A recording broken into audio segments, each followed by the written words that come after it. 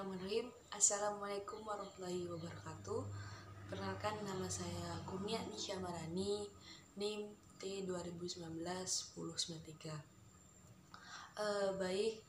Dalam video kali ini saya akan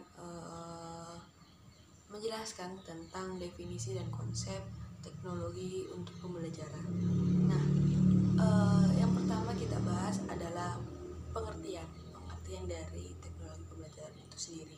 Nah, pengertian dari teknologi pembelajaran itu sendiri adalah sebagai perangkat lunak yang berbentuk cara-cara sistematis dalam memecahkan masalah pembelajaran semakin canggih dan mendapatkan tempat secara luas dalam dunia pendidikan.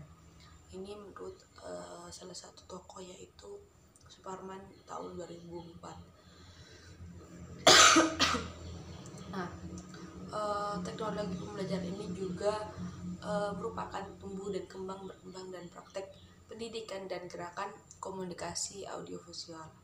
Nah, tujuan utama dari teknologi pembelajaran itu sendiri juga ada, yaitu untuk memecahkan masalah belajar atau memfasilitasi kegiatan belajar. Nah, teknologi pembelajaran ini juga termasuk dilihat sebagai teknologi peralatan yang berkaitan dengan menggunakan peralatan sebagai media pembelajaran dan sarana untuk mencapai tujuan pendidikan agar para peserta didik itu mampu untuk menangkap materi seperti itu. Nah, kegiatan belajar juga memanfaatkan alat-alat bantu seperti audio visual dan lain-lain. Nah, teknologi pembelajaran juga merupakan gabungan dari tiga aliran yang saling berkepentingan, yaitu yang pertama media pembelajaran, psikologi pembelajaran, dengan pendekatan sistem untuk pendidikan. Nah, ada tiga ya berarti. Nah, rumusan tentang pengertian dan sistem pendidikan itu merupakan mengalami beberapa perubahan, di mana perubahan itu sejalan dan sejarah dari perkembangan. Dan teknologi pembelajaran itu sendiri dikemukakan beberapa definisi tentang teknologi pembelajaran yang memiliki pengaruh terhadap perkembangan teknologi pembelajaran itu sendiri. Seperti itu. Nah, menurut AECT tahun 1963, di mana komunikasi audiovisual adalah cabang dari teori dan praktek pendidikan yang terutama berkepentingan dengan mendesain dan menggunakan pesan untuk mengendalikan yang namanya proses belajar.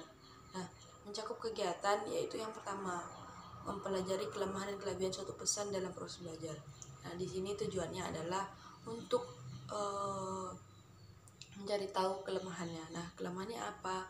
Nah, itu bisa menjadikan bahan evaluasi untuk kita dalam membuat atau menganalisis pembelajaran dalam teknologi seperti itu. Nah, dan untuk kelebihannya, jadi kita bisa menerapkannya ulang untuk pembelajaran ke depannya. Salah satu contohnya misalnya apa sih yang membuat peserta didik itu tangkap dengan pelajarannya. Nah, itu bisa kita cari tahu kelebihan dan kekurangan dalam teknologi untuk pembelajaran. Jadi kita tahu apa yang harus kita lakukan ke depannya, seperti itu. Nah, yang kedua, perstrukturan dan sistematisi oleh orang maupun instrumen dalam lingkungan pendidikan.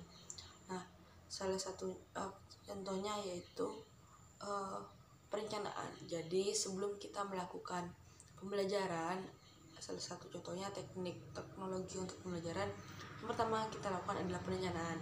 Itu. Jadi pada saat kita sudah menghadap peserta didik, kita sudah tahu, sudah memiliki yang namanya perencanaan. Jadi kita tidak bingung nanti kita melakukan apa, bagaimana, seperti itu. Jadi yang pertama kita lakukan adalah perencanaan dalam memilih teknologi untuk pembelajaran, seperti itu. Sesuai dengan tujuan utama teknologi, bahwasanya tujuannya untuk memecahkan masalah belajar atau memfasilitasi kegiatan belajar seperti itu. Dan juga teknologi ini perlu diingat bahwasanya sebagai perangkat lunak atau yang berbentuk cara-cara sistematis dalam memecahkan masalah pembelajaran, yang dimana semakin hari itu sudah semakin canggih dan semakin berkembang teknologi untuk pembelajaran ini seperti itu. Nah, masuk yang kedua yaitu produksi. Yang ketiga yaitu pemilihan. Nah, pemilihan ini sama seperti yang saya bicarakan yang pertama, yaitu kita harus memilih teknologi pembelajaran apa yang bisa kita gunakan dalam pembelajarannya, yang cocok yang cocok dengan peserta didik maksud saya. Sama seperti yang tadi bahwasanya teknologi untuk pembelajaran ini tuh ada 3, yaitu yang pertama media pendidikan, yaitu dimana kita menggunakannya dalam metode pembelajarannya. Yang kedua yaitu psikologi pembelajaran, maksudnya adalah cara yang tepat untuk kita menggunakannya dalam pembelajaran seperti itu. Dan yang ketiga yaitu pendekatan sistem untuk pendidikan. Nah, di sini kita melakukan pendekatan kepada sistem pendidikan, maksudnya adalah kita mencari tahu dulu apa itu sistem pendidikan, bagaimana sistem pendidikan, apa tujuannya sistem pendidikan, apa saja yang termasuk sistem pendidikan. Sistem pendidikan itu ada berapa aja seperti itu. Nah, kita lakukan pendekatan, barulah kita nanti yang namanya pemilihan teknologi untuk pembelajaran itu sendiri seperti itu. Itu yang ketiga ya, yang ketiga dalam instrumen dalam pendidikan. Nah, yang keempat yaitu manajemen, dan yang kelima yaitu pemanfaatan dari komponen untuk maupun keseluruhan sistem pembelajarannya. Maksudnya di sini adalah pemanfaatan dari komponen maupun keseluruhan sistem pembelajaran. Maksudnya di sini adalah kita mengetahui apa itu manfaat dari sistem pembelajaran itu sendiri. Misalnya kita tahu, jadi pada saat kita belajar sistem pembelajaran, kita tahu sistem pembelajaran apa yang cocok bagi peserta didik seperti itu. Jadi pada saat kita melakukan pembelajaran di dalam ruang pembelajaran, jadi kita tidak bingung kita melakukan sistem pembelajaran yang seperti apa. Yang kita ketahui bahwasanya sistem pembelajaran itu sangat penting dalam pembelajaran itu sendiri.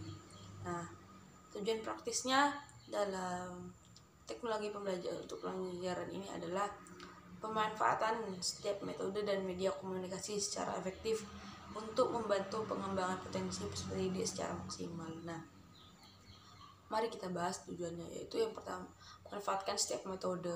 Nah, maksudnya di sini adalah metode pembelajaran itu kan banyak, jadi kita bisa memanfaatkannya dalam setiap metodenya seperti itu. Yang kedua adalah media komunikasi secara efektif. Nah, maksudnya di sini adalah sebagai media komunikasi dalam pembelajaran.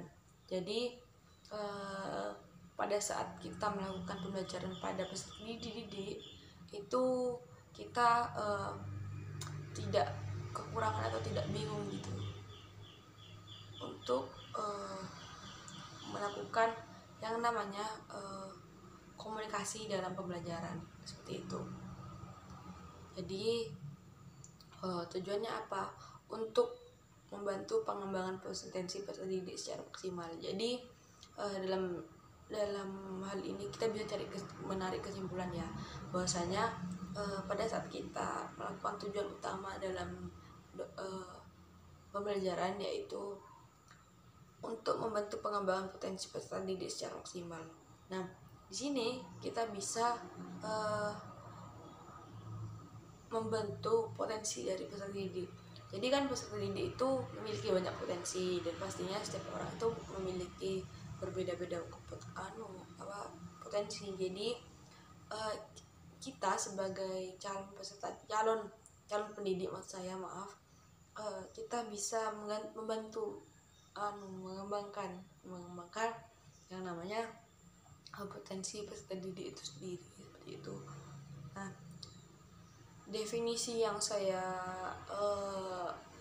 barusan bacakan yaitu menggunakan istilah komunikasi audiovisual. Nah, namun telah menghasilkan kerangka dasar bagi pengembangan teknologi pembelajaran berikut serta dapat mendorong terjadinya peningkatan kualitas dan efisiensi kegiatan pembelajaran. Nah, yang di sini adalah salah satu bentuk teknologi dalam pembelajaran, yaitu contohnya kita menggunakan audiovisual, di mana audiovisual ini menghasilkan kerangka dasar bagi pengembang teknologi pembelajaran serta dapat mendorong terjadinya peningkatan kualitas dan efisiensi kegiatan pembelajaran.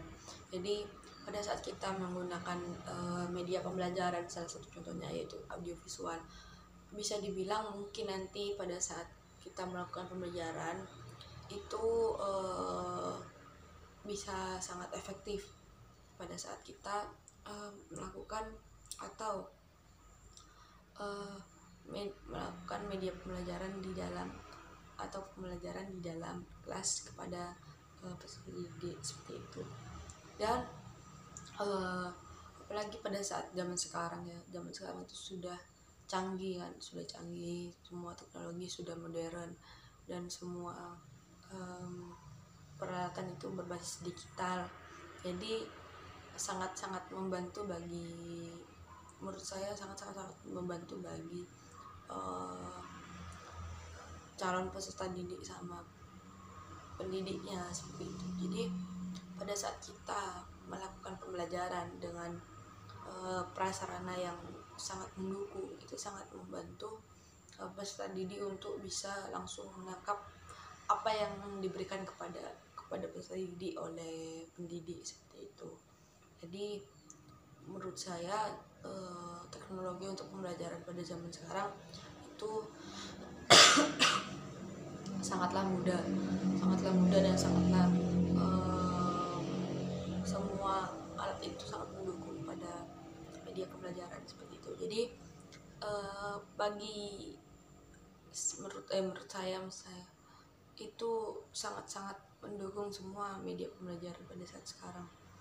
Apalagi semua media pembelajaran sudah berbasis digital seperti itu. Jadi menurut saya sangat mudah bagi pendidik untuk menyalurkan ilmunya kepada peserta didik. Jadi pinter-pinternya seorang guru untuk bisa mentransfer ilmunya kepada peserta didik. Jadi pinter-pinternya guru gimana gitu. Dan perlu diketahui bahwasanya teknologi untuk belajar ini sudah ada 3 tadi kan. Yang pertama itu media pembelajaran, yang ketiga itu psikologi pendidikan, yang terakhir yaitu pendekatan sistem untuk pendidikan. Nah, apa yang barusan saya katakan itu termasuk pendekatan sistem pada pendidikan. Jadi termasuk dari 3 yang saya bicarakan tadi. Jadi teknologi pembelajaran ini gabungan dari 3 hal yang barusan saya bacakan seperti itu. Yang pertama media pembelajaran, yang kedua psikologi pendidikan, yang ketiga sistem untuk pendekatan pendidikan. Nah, untuk yang psikologi pembelajaran kita singgung sedikit mungkin. Psikologi pembelajaran itu sepemahaman saya yaitu karakter dari peserta didiknya seperti itu. Jadi kan psikologi pendidikan itu beda-beda dan setiap anak itu juga memiliki karakter yang berbeda-beda ya. Jadi mungkin yang pertama kita harus lakukan adalah kita harus mengetahui dulu apa yang cocok media pembelajarannya bagi siswa yang ada di ruang lingkungan itu gitu. Jadi menurut saya kita bahas lagi bahwasanya media pembelajaran pada zaman sekarang, pada era sekarang itu menurut saya sudah sangat canggih dan sudah sangat mudah dan juga sudah sangat gampang ditemui. Jadi pinter-pinternya seorang guru untuk menerapkan ilmunya kepada siswanya seperti itu. Nah, itu saja yang hanya dapat saya sampaikan. Mohon maaf apabila ada kata-kata yang kurang berkenan. Kurang lebihnya mohon maaf. Wabillahi taufiq wal hidayah. Assalamualaikum warahmatullahi wabarakatuh. Terima kasih.